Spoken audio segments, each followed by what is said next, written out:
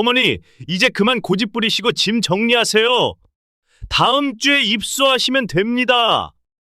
너희가 나한테 이럴 수 있어? 내가 너 의사 만들려고 얼마나? 아유, 또 시작하시네. 등록금 이야기는 그만하시고 빨리 정리하세요. 난 요양원 안 갈 거야. 어머님, 안 가실 거면 나가세요. 더 이상 이 집에서 살 수 없어요. 여보, 진정해.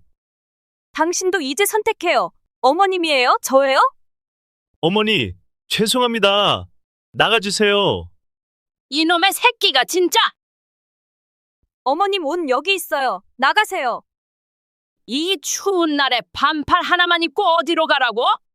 어머니가 고집을 부리시니까 이렇게 되는 거예요. 나가시라고요. 안 나가시면 경찰 부를 거예요. 어머니, 그냥 가세요. 이렇게 어미를 내쫓는 너희들 나중에 꼭 후회할 날이 올 거야. 협박하시네. 빨리 안 나가세요? 정말 아들과 며느리는 왜 어머니를 무자비하게 내쫓는 걸까요? 어머님은 과연 이 상황을 어떻게 헤쳐나가셨을지 너무 궁금합니다. 못된 며느리 아들에게 큰 복수를 해주셨으면 합니다. 사연 들어보겠습니다. 지금부터 23년 전 폐암으로 제 남편을 하늘나라로 보내고 12살 아들 준서를 혼자 키우게 되었습니다. 장례식장에서도 울 시간이 없었습니다. 내일부터 당장 준서를 위해 살아야 했으니까요. 생활이 너무 힘들었지만 단 하루도 쉴 수가 없었습니다. 아침 5시부터 재래시장에서 반찬 가게를 열었습니다. 점심시간에는 학교 급식실에서 일했고 밤에는 식당 설거지를 했습니다. 하루 18시간을 일하면서도 제 몸을 돌볼 겨를이 없었습니다. 손이 트고 갈라져도 약 한 번 바르지 못했습니다. 약값이 아까워서 찬물에 담가 통증을 참았습니다. 준서가 중학교에 입학하던 날 교문 앞에서 눈물이 흘렀습니다. 남편이 살아있었더라면 얼마나 자랑스러워했을까 하는 생각에 가슴이 찢어질 것 같았습니다. 하지만 울고 있을 시간이 없었습니다. 준서의 등록금과 학원비를 벌기 위해 더 열심히 일해야 했기 때문입니다. 밤늦게 일을 마치고 집에 돌아와도 준서의 방에 불이 켜져 있으면 얼마나 대견했는지 모릅니다.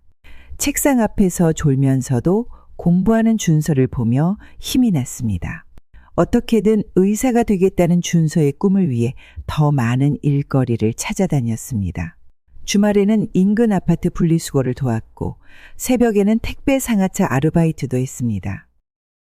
겨울이면 손발이 얼어붙고 여름이면 온몸이 땀으로 범벅이 되어도 행복했습니다. 준서가 매일 조금씩 성장하는 모습을 볼 수 있었기 때문입니다. 아들의 웃는 얼굴을 보면 모든 고된 일이 눈 녹듯이 사라졌습니다. 힘든 날들도 있었습니다. 반찬 가게 장사가 안 될 때면 끼니를 거르기도 했습니다. 하지만 준서에게는 늘 반찬 3가지는 꼭 챙겨주었습니다. 성장기 아이가 잘 먹어야 공부도 할 수 있다고 생각했기 때문입니다.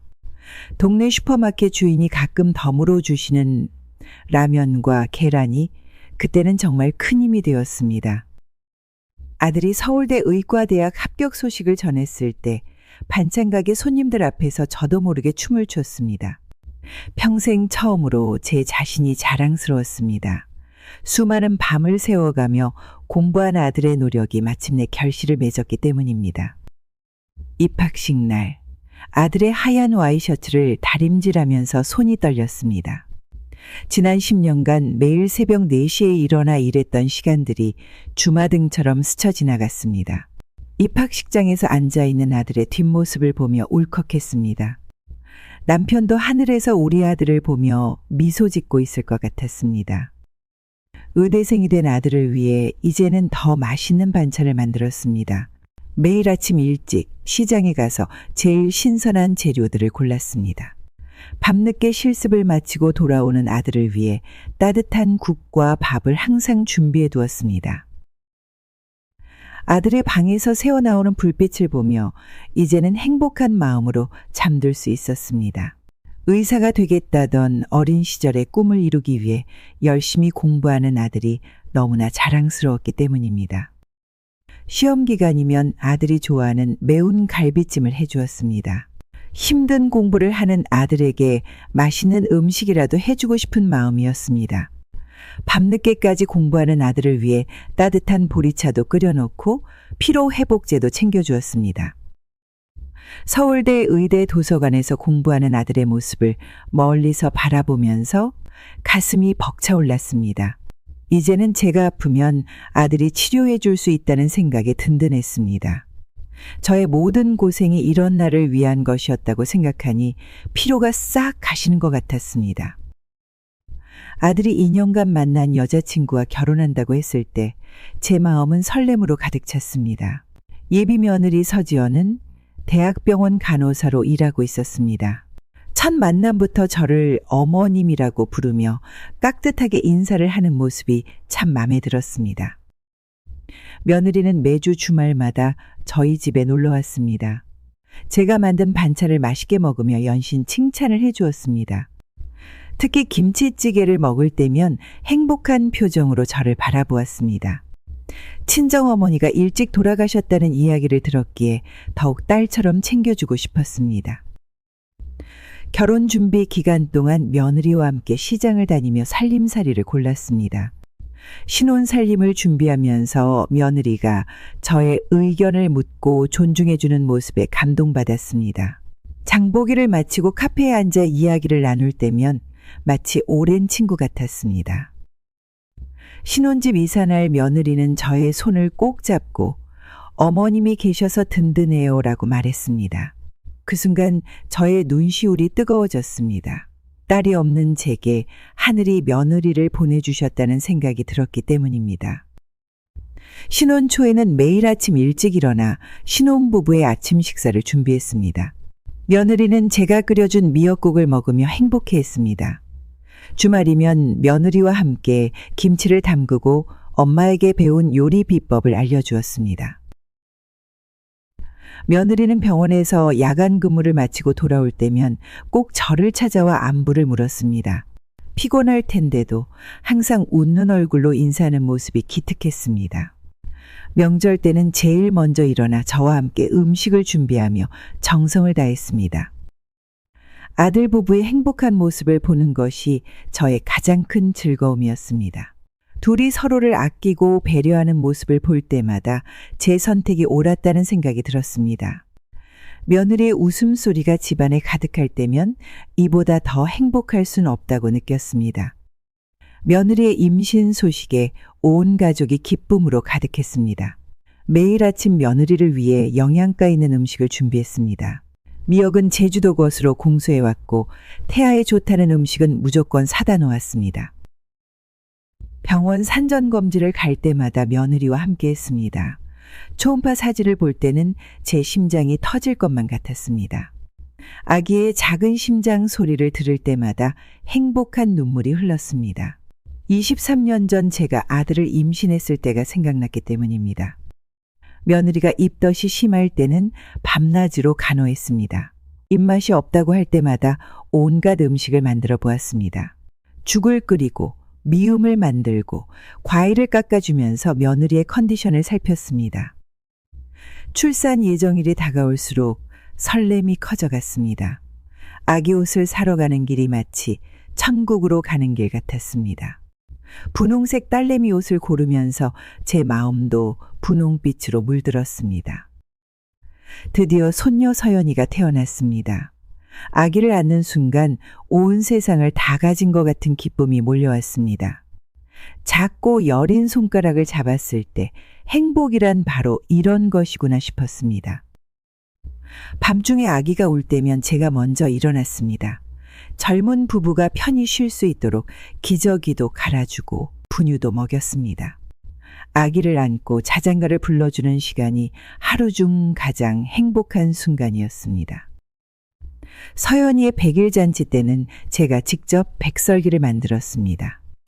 떡을 찌우면서 우리 손녀의 앞날에 흰 눈처럼 환한 날들만 가득하기를 기도했습니다.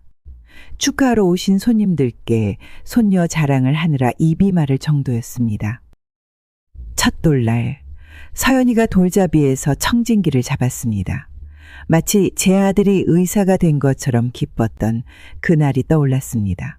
우리 손녀도 아빠처럼 훌륭한 의사가 될 거란 생각에 가슴이 부풀었습니다. 이제 서연이는 제 삶의 전부가 되었습니다. 아침마다 어린이집에 데려다 주고 저녁에 데리러 가는 일이 저의 가장 큰 기쁨이었습니다. 서연이가 할머니 하고 부를 때면 세상 그 무엇과도 바꿀 수 없는 행복이 밀려왔습니다. 서연이가 100일이 지나고 며느리의 태도가 달라지기 시작했습니다. 처음에는 아기용품을 사는데 돈이 필요하다며 조심스럽게 말을 꺼냈습니다. 친정에서는 아기에게 좋은 것만 사주는데 시댁은 너무 인색하다는 말도 했습니다. 어머님, 요즘 프리미엄 기저귀가 아기 피부에 좋대요. 한 달에 50만 원 정도만 주시면.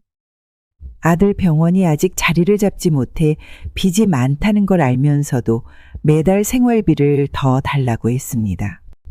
처음에는 손녀를 위한 일이니 했습니다. 제가 모아둔 돈을 조금씩 주었습니다. 하지만 요구사항은 점점 커져갔습니다.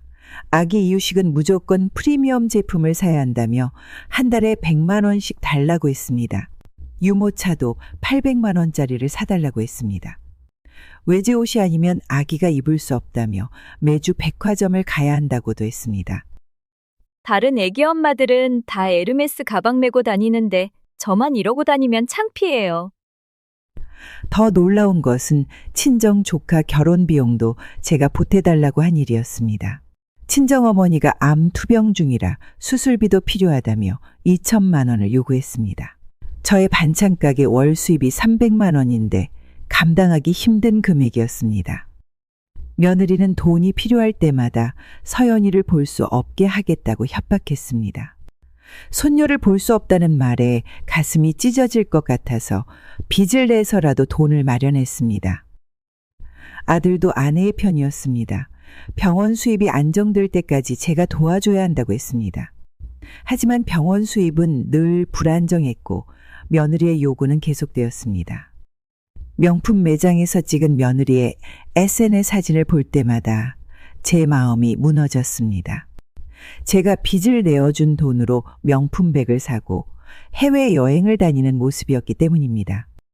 서연이는 여전히 어린이집에 맡겨져 있었습니다. 이제는 반찬가게 월세도 밀리기 시작했습니다. 며느리의 끝없는 요구에 제 통장은 바닥을 보였습니다. 하지만 손녀 서연이를 생각하면 거절할 수가 없었습니다. 손녀의 웃는 얼굴을 볼 수 있다면 이 정도 고생쯤이야 견딜 수 있다고 생각했습니다. 20년간 일한 학교 급식실에서 퇴직을 하게 되었습니다. 퇴직금으로 3천만 원을 받았는데 이 돈으로 서연이의 미래를 위해 적금을 들려고 했습니다. 하지만 며느리는 다른 생각을 가지고 있었습니다. 며느리는 에르메스 버킨백을 사고 싶다고 했습니다. 아기 용품을 살 돈도 부족한데 가방을 사겠다는 말에 처음에는 귀를 의심했습니다. 가방 하나가 2천만 원이나 한다는 사실에 제 다리가 휘청거렸습니다. 어머님, 병원에 오는 환자 가족분들이 다 명품백을 들고 다녀요. 의사 부인이 저렴한 가방 들고 다니면 병원 이미지가 나빠져요. 이해할 수 없었습니다. 서연이의 분유값도 제가 대고 있는 상황에서 명품백이라니요. 며느리의 친구들은 다 명품으로 치장하고 다닌다면서 저만 초라하게 산다고 울먹였습니다. 아들은 또 며느리의 편이었습니다. 병원 이미지를 위해서라도 체면을 차려야 한다고 했습니다. 결국 제 퇴직금은 버킨백으로 바뀌었습니다. 며느리는 새로 산 가방을 들고 백화점과 고급 레스토랑을 다녔습니다. 집에는 늘 어린이집 교사가 서연이를 데려다 주었습니다. 가방값으로 서연이가 대학교까지 다닐 수 있었을 텐데 이런 생각을 할 때마다 속이 타들어갔습니다. 명품백을 산 후에도 며느리의 사치는 멈추지 않았습니다. 이번에는 샤넬 가방을 사야 한다며 제 통장을 노려보았습니다. 다른 의사 부인들은 시즌마다 새 가방을 산다고 했습니다. 며칠 전에는 서연이가 어린이집에서 울었다는 연락을 받았습니다. 다른 아이들은 다 새 장난감을 가지고 왔는데 서연이만 낡은 장난감을 가지고 와서 속상했다고 합니다. 며느리는 그날도 백화점에서 쇼핑을 하고 있었습니다. 퇴직금이 며느리의 허영심을 채우는 데 쓰이는 걸 보며 제 마음도 함께 달아갔습니다. 서연이의 미래를 위해 모아둔 돈이 명품백으로 변해버린 현실이 너무나 안타까웠습니다. 무엇보다 제 손녀의 교육비와 생활비를 줄여가면서 명품백을 사는 며느리의 모습에 실망감이 컸습니다. 서연이가 3살이 되면서부터 제 하루는 더욱 바빠졌습니다. 아침 6시면 일어나 서연이 이유식을 준비했습니다. 며느리는 아침잠이 많다며 절대 일어나지 않았습니다. 이유식 준비가 끝나면 바로 청소를 시작했습니다. 서연이가 먹은 그릇을 설거지하고 장난감을 정리하고 빨래를 돌렸습니다. 허리가 아파도 쉴 수가 없었습니다. 아픈 티를 내면 며느리가 어린이집에 보내겠다고 했기 때문입니다. 서연이를 돌보면서도 매일 반찬 가게를 운영해야 했습니다. 등에 서연이를 업고 시장을 보러 다녔습니다. 무거운 식재료를 들고 오면 어깨가 뻐근했지만 서연이의 웃음소리에 힘이 났습니다. 하지만 점점 몸이 말을 듣지 않았습니다. 허리 디스크가 심해져서 밤에 잠을 이루기 힘들었습니다. 서연이를 안아줄 때마다 척추가 부서질 것 같은 통증이 찾아왔습니다. 병원에 가보니 수술이 필요하다고 했습니다. 관절염도 심해졌습니다. 아침마다 손가락 마디마디가 부어올랐습니다. 서연이 기저귀를 갈아주는 것도 힘겨웠습니다. 손가락을 구부리는 것조차 고통스러웠지만 서연이를 위해 참았습니다. 혈압도 올랐습니다. 의사는 과로 때문이라며 당장 일을 줄이라고 했습니다. 하지만 며느리는 제가 아프다는 핑계로 일을 게을리한다고 오히려 책망했습니다. 밤에는 기침이 심해져서 잠을 잘 수가 없었습니다. 패기는 검사를 받아보니 천식 증상이 있다고 했습니다. 병원비가 부담되어 약도 제대로 먹지 못했습니다. 어지럼증도 자주 찾아왔습니다. 서연이를 목욕시키다가 쓰러진 적도 있었습니다. 다행히 서연이는 다치지 않았지만 저는 온몸에 멍이 들었습니다. 며느리는 제 건강은 안중에도 없었습니다. 서연이 육아에 친정어머니를 모시고 오겠다고 했습니다. 제가 아파서 서연이를 제대로 돌보지 못한다는 이유였습니다. 이웃집 언니가 저에게 며느리의 SNS를 보여주었습니다. 화면 속에는 제가 몰래 찍힌 사진이 있었습니다. 설거지를 하는 제 뒷모습이었는데 며느리는 이런 글을 남겼습니다. 시어머니가 돈이 없다면서 매일 늦게까지 일한다고 하시는데 알고 보니 돈을 모으고 계셨네요. 며느리 주제에 돈 달라는 말도 못하게 하시고 손주 키워주는 것도 다 대가를 바라시는 거였어요. 믿을 수 없는 글이 계속 이어졌습니다. 제가 아들 병원의 수입을 다 가져간다는 말도 있었고 제가 일부러 아프한 척한다는 글도 있었습니다. 제 퇴직금으로 산 명품백을 들고 찍은 사진 밑에는 시어머니 돈으로 산 가방이라 좀 찔리네요라는 글도 있었습니다. 친구들과 술을 마시는 사진 밑에는 시어머니 때문에 스트레스 받아서 술로 푸는 중이라고 적혀 있었습니다. 서연이를 어린이집에 맡기고 놀러 다니면서도 저를 험담했습니다. 며느리의 친구들은 댓글로 위로를 보냈습니다. 우리 시어머니도 똑같아. 시어머니들은 다 그래. 참다 보면 언젠가 독립하실 거야. 이런 댓글들이 수십 개씩 달려 있었습니다. 서연이의 돌잔치 사진에는 시어머니가 상차림을 구식으로 해서 민망했어요. 제 친구들한테 너무 창피했다니까요 라는 글이 있었습니다. 제가 밤새워 준비한 음식들이 며느리에게는 부끄러움이었나 봅니다. 명절 음식을 준비하는 제 모습을 찍은 사진도 있었습니다. 요즘 시대에 이런 음식을 누가 먹나요? 시어머니는 진짜 구식이세요. 손이 닿은 음식은 좀 찝찝하기도 하고.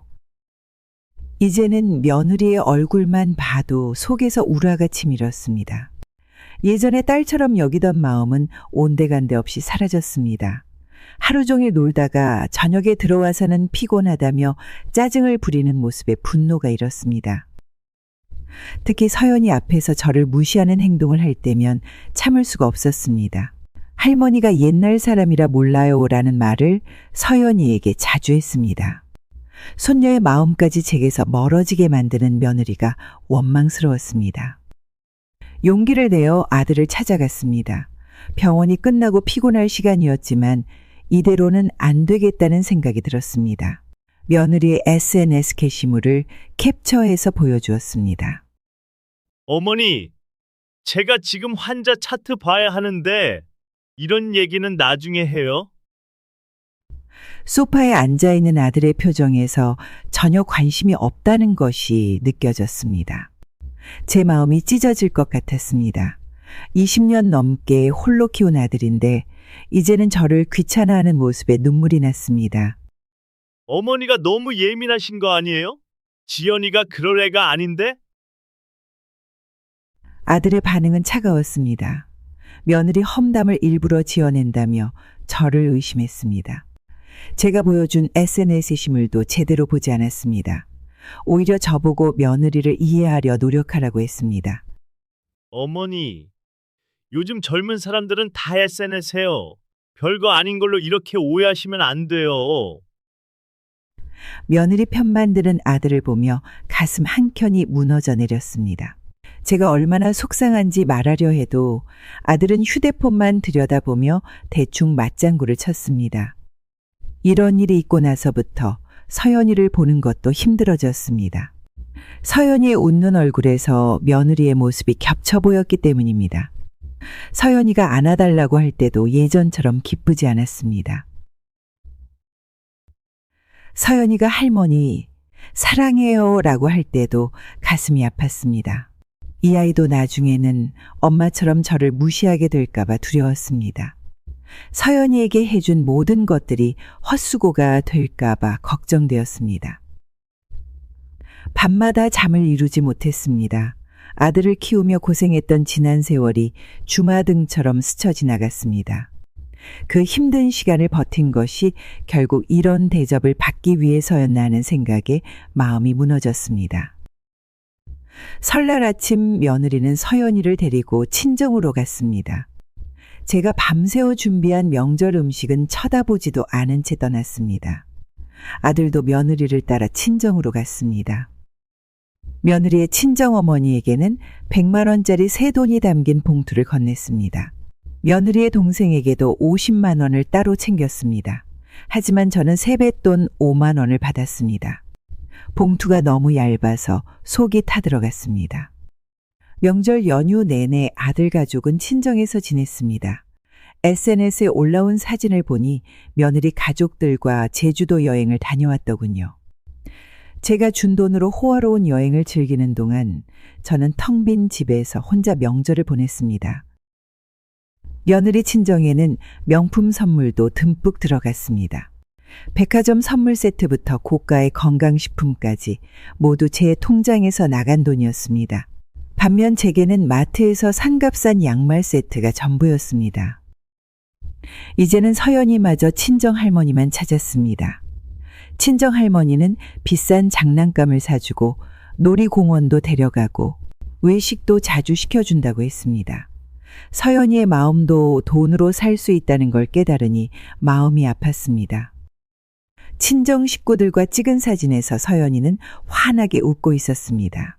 저와 있을 때는 볼 수 없는 표정이었습니다. 서연이도 결국 며느리를 닮아가는 것 같아 서글펐습니다. 설날 연휴가 끝나고 돌아온 며느리는 친정어머니가 너무 좋다며 연신 친정 자랑을 했습니다. 제게 받은 용돈은 모두 친정 조카들 용돈으로 썼다고 자랑스럽게 말했습니다. 그 말에 제 가슴은 칼로 베어지는 것 같았습니다. 매일 아침 7시 며느리의 친구들이 벤츠와 BMW를 타고 며느리를 데리러 왔습니다. 명품 가방을 든 며느리는 서연이를 제게 맡기고 나갔습니다. 아침부터 저녁까지 백화점에서 쇼핑을 하고 고급 레스토랑에서 점심을 먹고 카페에서 수다를 떨었습니다. 집안일은 전혀 하지 않았습니다. 옷까지 들은 소파와 침대에 널브러져 있었고 화장대는 화장품으로 엉망이었습니다. 설거지는 싱크대에 산처럼 쌓여 있었고 바닥은 먼지가 쌓여갔습니다. 서연이의 장난감도 집안 곳곳에 흩어져 있었습니다. 아침마다 청소기를 돌리고 걸레질을 하는 건 제 몫이었습니다. 허리가 아파도 구부정하게 청소를 해야 했습니다. 며느리에게 부탁하면 제가 왜요? 라는 대답이 돌아왔기 때문입니다. 빨래는 더 심했습니다.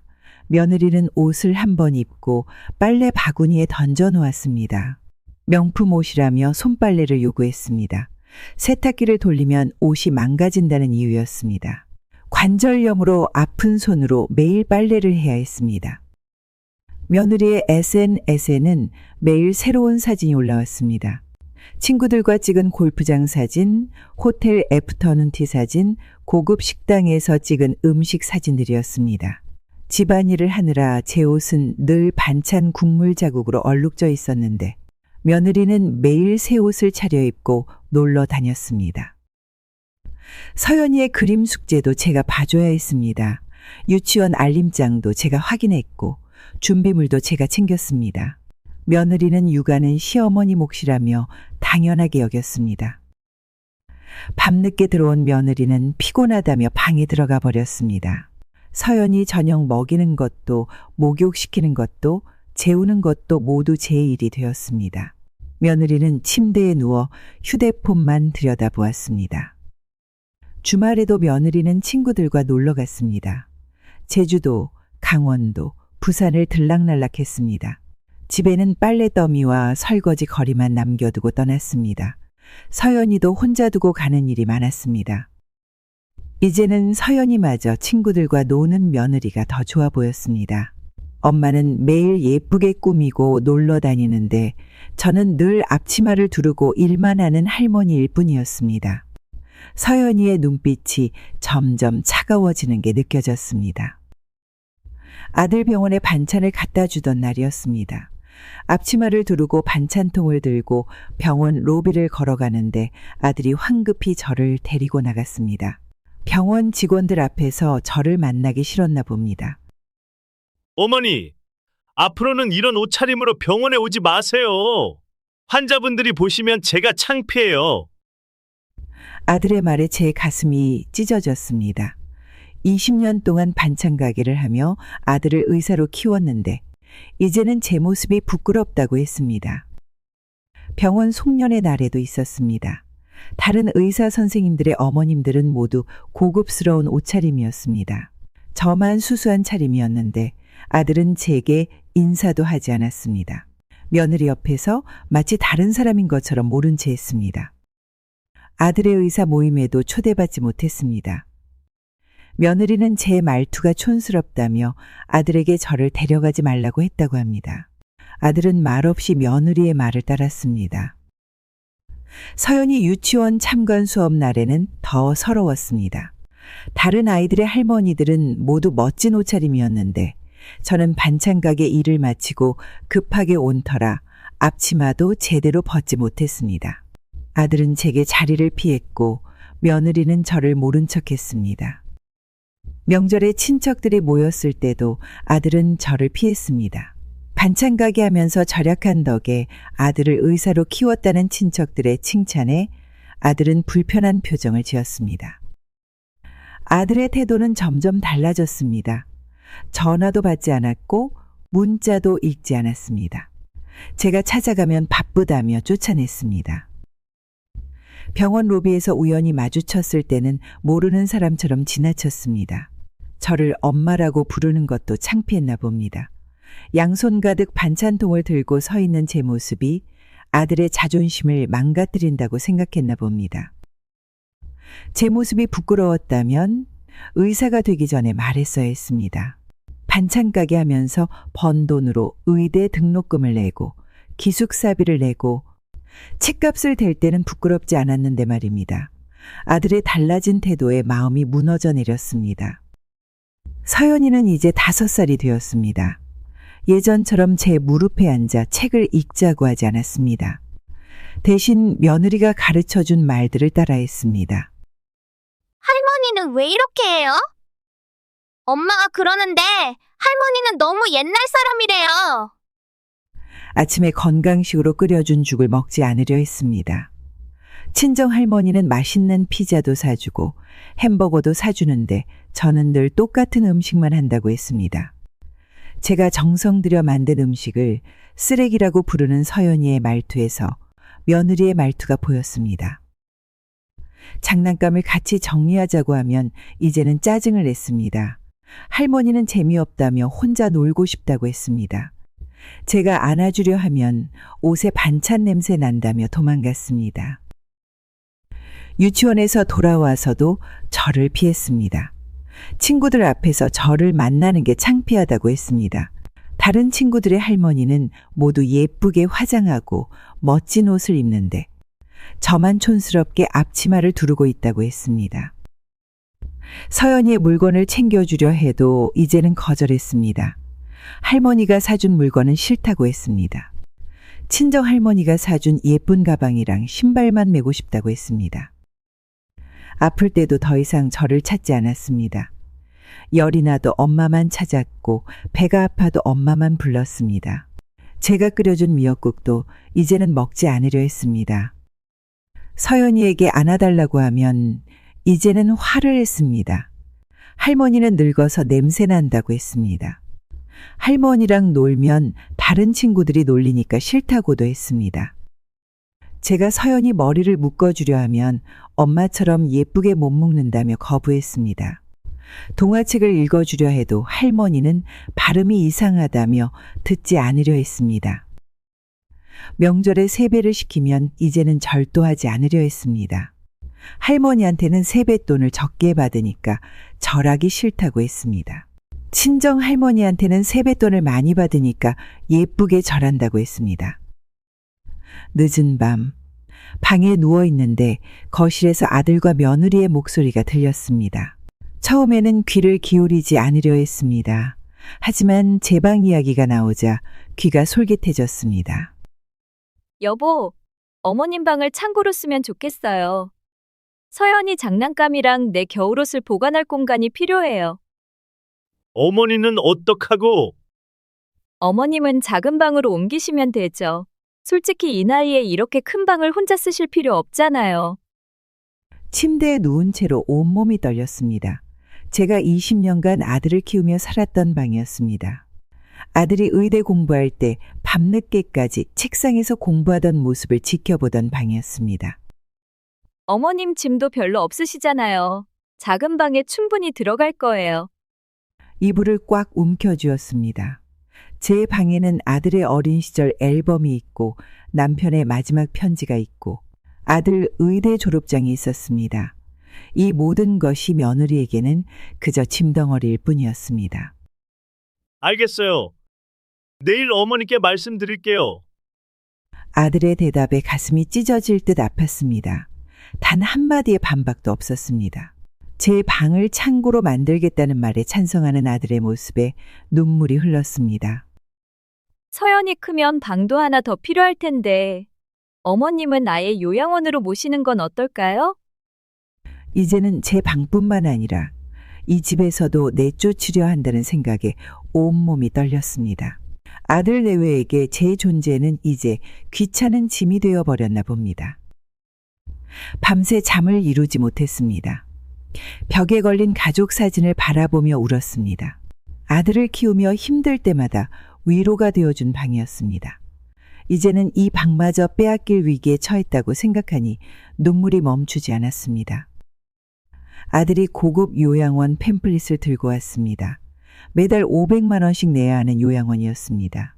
제가 반찬 가게에서 번 돈으로 아들 의대 등록금을 낸 것처럼 이제는 제 용돈으로 요양원비를 내라는 말이었습니다. 어머니, 이제는 좀 편하게 쉬셨으면 좋겠어요. 이 요양원은 의사가 항시 대기하고 있대요. 반찬 가게 일도 하고 서연이도 돌보는데 요양원은 무슨 요양원이냐고 물었습니다. 아들은 제 건강을 걱정하는 듯한 말투였지만 저를 이 집에서 내보내려는 속셈이 보였습니다. 아들은 요양원 시설을 자랑했습니다. 수영장도 있고 정원도 있다고 했습니다. 하지만 제게 필요한 건 호화로운 시설이 아닌 가족이었습니다.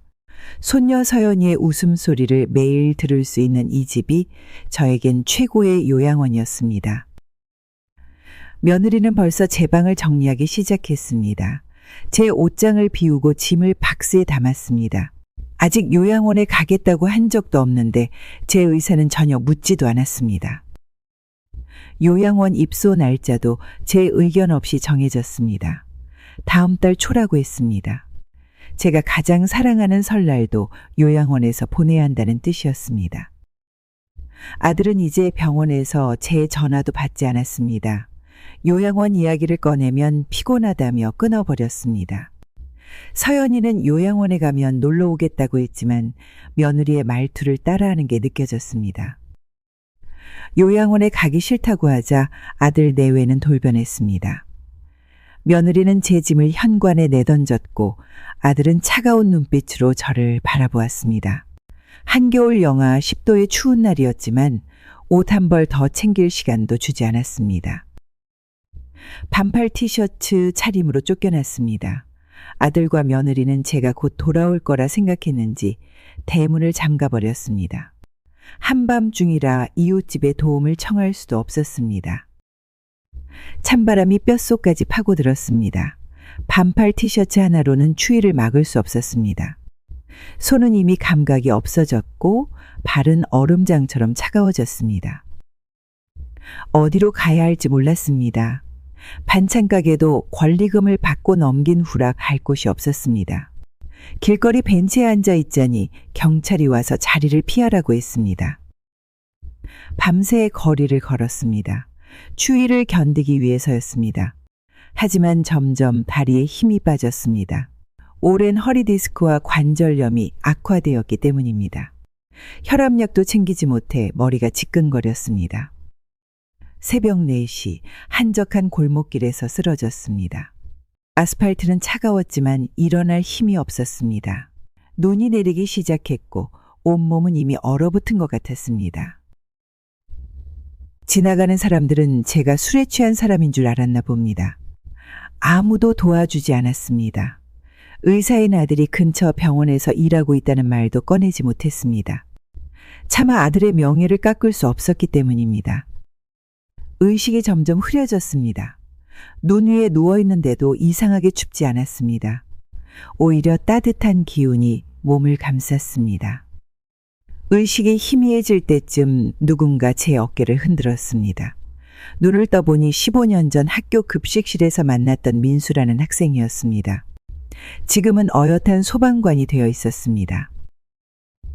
민수는 제가 쓰러진 모습을 보고 즉시 119를 불렀습니다. 저를 응급실로 데려가면서 울먹이는 목소리로 말했습니다. 급식실에서 반찬을 더 달라고 할 때마다 항상 웃으면서 넉넉히 주셨던 걸 잊지 못했다고 했습니다. 응급실에서 중증저체온증 판정을 받았습니다. 민수는 제 옆을 한시도 떠나지 않았습니다. 따뜻한 수액이 들어올 때마다 제 손을 꼭 잡아주었습니다. 학교를 졸업하고도 가끔 급식실에 찾아와 인사하던 착한 아이였습니다. 민수의 집은 작은 반지하였습니다. 하지만 민수와 민수의 아내는 저를 환하게 맞아주었습니다. 방 한 칸을 내어주며 언제든 편하게 지내시라고 했습니다. 밥을 차려주면서 학창시절 제가 해주던 급식 맛이 그립다고도 했습니다. 아침이면 민수 아내가 따뜻한 미역국을 끓여주었습니다. 저녁이면 민수가 퇴근하면서 과일을 사왔습니다. 제가 몸져 누워있는 동안 민수 부부는 저를 친어머니처럼 정성껏 돌봐주었습니다. 민수는 소방서 동료들에게도 제 이야기를 했습니다. 동료들은 번갈아가며 저를 찾아왔고 각자의 집에서 반찬을 싸와 위로해 주었습니다. 낯선 이들의 따뜻한 마음에 눈물이 났습니다. 민수의 3살배기 아들은 저를 할머니라고 불렀습니다. 서연이를 떠올리게 하는 아이였지만 이 아이의 순수한 미소는 제 마음을 달래주었습니다. 아이가 옆에서 제잘거릴 때면 잠시나마 아픔을 잊을 수 있었습니다. 작은 도움으로 조그만 원룸을 구했습니다. 민수는 매일 아침 출근길에 제게 문자를 보냈습니다. 학창시절 급식실에서 받았던 사랑을 잊지 못한다며 이제는 자신이 그 은혜를 갚고 싶다고 했습니다. 그 말에 가슴 한켠이 뭉클해졌습니다. 반찬 가게를 하던 시장의 할머니들이 제 소식을 들었습니다. 30년을 함께 장사하던 인연이라 마음이 많이 아프셨나 봅니다. 할머니들은 즉시 모금 운동을 시작했습니다. 시장 입구에 작은 모금함을 설치했습니다. 반찬가게 김 여사님을 도웁시다라는 문구를 붙이고 할머니들은 번갈아 가며 모금함을 지켰습니다. 추운 날씨에도 할머니들은 하루 종일 자리를 지켰습니다. 생선가게 할머니는 매일 아침 제일 좋은 생선을 팔아 수익금을 모금함에 넣었습니다. 채소가게 할머니는 저녁 장사를 1시간 더 하면서 번 돈을 보태주었습니다. 떡집 할머니는 떡을 더 만들어 팔아서 수익금을 모았습니다. 시장을 찾는 단골 손님들도 도움의 손길을 보탰습니다. 제가 만든 반찬을 먹고 자란 학생들이 지갑을 열었고 매일 아침 반찬을 사가던 회사원들도 성금을 보냈습니다. 얼굴도 모르는 분들이 봉투에 돈을 넣어 전해주기도 했습니다. 할머니들은 모은 돈으로 제게 작은 원룸을 구해주었습니다. 보증금은 시장 상인회에서 보태주었고 월세는 할머니들이 돌아가며 부담하기로 했습니다. 이사 날에는 할머니들이 직접 만든 반찬을 한 아름 들고 와주셨습니다. 원룸 안에는 필요한 가전제품도 하나둘 들어찼습니다. 이불가게 할머니가 새 이불 세트를 가져다 주었고 그릇가게 할머니는 식기 세트를 선물해 주었습니다. 작은 텔레비전도 중고로 구해주셨습니다. 할머니들은 매일 한 번씩 제 원룸에 들러 안부를 물어주셨습니다. 밥은 잘 먹었는지, 잠은 잘 잤는지 걱정해 주셨습니다. 명절이면 할머니들과 함께 떡도 해먹고 김치도 담갔습니다. 특히 김치가게 할머니는 제가 다시 일어설 수 있도록 가게 한 켠을 내어주셨습니다. 작은 공간이지만 반찬을 만들어 팔 수 있게 해주셨습니다. 할머니들의 정성 덕분에 새로운 희망이 생겼습니다. 평범한 일요일 오후 시장의 방송국 카메라팀이 찾아왔습니다. 전통시장 맛집을 소개하는 프로그램을 촬영하러 온 것이었습니다. 시장의 육개장집을 취재하던 중이었습니다. 촬영 도중 육개장집 할머니는 제 이야기를 꺼냈습니다. 20회 넘게 이 시장에서 최고의 반찬 가게를 운영하던 제가 아들 내외에게 쫓겨난 사연을 말씀하셨습니다. 아들을 의사로 키우기 위해 하루 18시간씩 일했던 이야기부터 시작해서 한겨울 반팔 차림으로 쫓겨난 이야기까지 전해주셨습니다. PD는 촬영을 멈추고 제 이야기에 귀를 기울였습니다. 시장 상인들이 모금운동으로 원룸을 구해준 이야기를 들으며 카메라 감독의 눈시울이 붉어졌습니다. 다음 날 방송국에서 정식으로 취재를 왔습니다. 소방관이 된 예체자 민수도 인터뷰에 참여했고 시장 할머니들도 한 명씩 카메라 앞에 섰습니다. 모두가 입을 모아 제가 얼마나 성실하고 착한 사람이었는지 이야기해 주었습니다. 기사가 나간 후 전국에서 격려 편지가 쏟아졌습니다.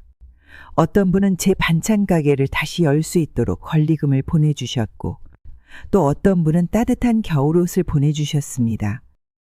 특히 간호사와 의사 선생님들의 편지가 많았습니다. 의료인의 자녀로서 부모님께 이런 일을 했다는 것에 깊은 유감을 표현하는 내용이었습니다. 아들이 근무하는 병원 의사들도 제 사연을 알게 되었습니다. 시청자들은 제 건강을 걱정했습니다. 허리 디스크와 관절염 치료를 받을 수 있도록 성금을 보내주었습니다. 한 한의원 원장님은 무료로 치료를 해주시겠다고 연락을 주셨습니다. 언론사들도 연이어 취재를 요청했습니다. 효도와 은혜를 저버린 의사 아들의 이야기는 많은 사람들의 공분을 샀습니다. 특히 요양원으로 보내려 했다는 이야기에 많은 분들이 분노했습니다. 제 사연이 방송된 후 아들의 병원에는 매일 항해 전화가 빗발쳤습니다. 환자들은 예약을 취소했고 주차장에는 항해 현수막이 걸렸습니다. 불효자 의사의 병원에서는 치료받지 맙시다라는 글귀가 적혀 있었습니다. 직원들도 하나둘씩 사직서를 냈습니다. 간호사들은 부모를 무시하는 의사와 함께 일할 수 없다며 떠났고 원무과 직원들도 병원을 떠났습니다. 의료기기 업체들도 더 이상 거래를 하지 않겠다고 했습니다. 인터넷에는 아들 병원에 대한 악성 후기가 가득했습니다. 의사 커뮤니티에서도 아들을 비난하는 글이 올라왔습니다. 의사협회에서는 윤리위원회 소집을 검토한다고 발표했습니다. 아들의 동료 의사들도 등을 돌렸습니다. 환자 소개를 끊었고 학회에서도 아들을 제명시켰습니다. 의사들 사이에서 불효자 의사라는 오명이 퍼졌습니다. 결국 아들의 병원은 한 달도 버티지 못했습니다. 빚만 남은 채 문을 닫아야 했습니다. 고급 인테리어로 꾸민 병원은 경매에 넘어갔고 명품으로 가득했던 며느리의 옷장도 경매장으로 향했습니다. 아들은 다른 병원에 취직하려 했지만 쉽지 않았습니다. 어느 병원에서도 불효 의사를 받아주지 않았습니다. 며느리의 친정에서도 연락을 끊었다고 합니다. 서연이는 유치원을 옮겨야 했습니다. 동네 슈퍼마켓 주인께서 말씀해 주셨습니다. 아들 내외가 짐을 싸들고 시골로 떠났다고 합니다.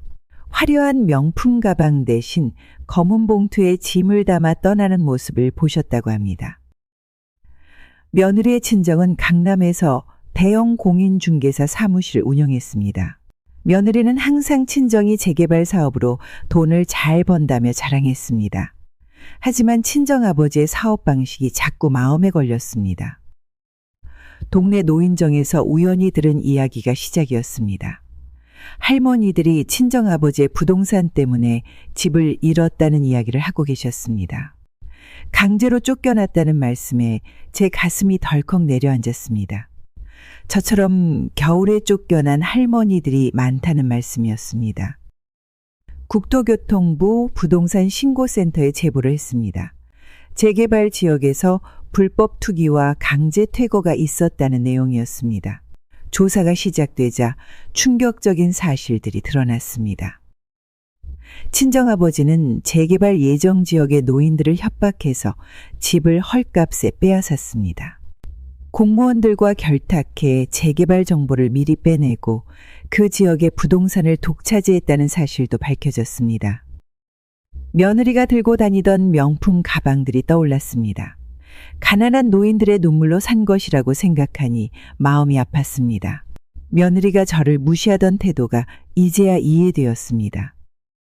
결국 친정아버지는 구속되었고 호화로운 친정집은 압류되었습니다. 한밤중에 며느리가 찾아왔습니다. 술에 취해 제 원룸문을 거세게 두드렸습니다. 친정아버지가 구속된 것이 모두 제 잘못이라며 소리를 질렀습니다. 어머니가 우리 아빠를 신고했죠? 이게 무슨 짓이에요? 우리 아빠가 뭘 잘못했다고? 시장 할머니들이 경찰에 신고했습니다. 취한 며느리가 제 머리채를 잡으려 했기 때문입니다. 소방관이 된 제자 민수도 출동했습니다. 며느리는 경찰서에서도 소리를 질렀습니다. 시어머니 주제에 감히 친정아버지를 신고했냐고 했습니다. 하지만 경찰은 오히려 며느리를 조사했습니다. 심야에 주거침입을 시도하고 폭행을 하려 했다는 혐의였습니다. 시장 상인회 회장님이 변호사를 소개해 주셨습니다. 며느리에게 접근 금지 명령을 신청하자고 하셨습니다. 이제는 제가 보호받아야 할 때라고 하셨습니다. 민수는 매일 순찰을 돌면서 제 원룸을 살펴주었습니다. 동네 파출소에서도 수시로 점검을 나왔습니다. 시장 할머니들은 번갈아가며 저와 함께 주무시겠다고 하셨습니다. 며느리는 결국 접근 금지 명령을 받았습니다. 6개월 동안 제 근처에 얼씬도 못하게 되었습니다. 친정아버지의 구속이 억울하다면 법적으로 해결하라는 판사님의 권고도 있었습니다. 한겨울밤 반팔 차림으로 쫓겨났던 그날이 떠오를 때면 아직도 온몸이 떨립니다. 영하 10도의 칼바람이 몸을 베고 지나가던 순간 20년간 키운 아들의 얼굴이 스쳐 지나갔던 그 기억이 지워지지 않습니다. 서연이가 창문에서 울며 손을 흔들던 모습도 선명합니다. 손녀의 눈물을 닦아주지도 못하고 떠나야 했던 그날 제 심장도 얼어붙었습니다. 지금은 더 이상 아들 부부를 보지 않습니다.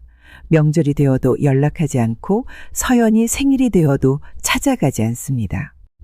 처음에는 가슴이 미어질 것 같았지만 이제는 이런 삶이 더 편합니다. 시장 할머니들과 함께 김치를 담그고 반찬을 만들어 팝니다. 민수가 데려다 준 길고양이에게 밥을 주는 것도 일과가 되었습니다. 작은 원룸이지만 이제는 제 공간이 있어 마음이 편합니다.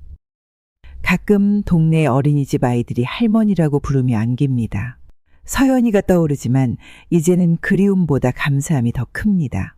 아이들의 순수한 미소가 제 마음을 치유해주기 때문입니다. 쫓겨났던 그날의 기억은 평생 잊지 못하겠지만 이제는 그 기억이 저를 무너뜨리지 못합니다. 차라리 그날 이후로 제 삶이 더 단단해졌습니다. 혹시 저처럼 자식 때문에 가슴 아픈 일을 겪으신 분들이 계신가요? 자식을 위해 평생을 바쳤는데도 이렇게 버림받은 부모님들이 얼마나 많을까요? 제 이야기가 여러분의 이야기일 수도 있습니다. 이제는 더 이상 혼자 아파하지 마세요. 저처럼 새로운 삶을 시작하실 수 있습니다. 우리 모두 이제는 우리 자신을 위해 살아갈 시간입니다. 여러분의 이야기도 댓글로 들려주세요. 서로의 아픔을 나누다 보면 우리 모두 조금씩 치유될 수 있을 것 같습니다. 구독과 좋아요도 꼭 부탁드립니다.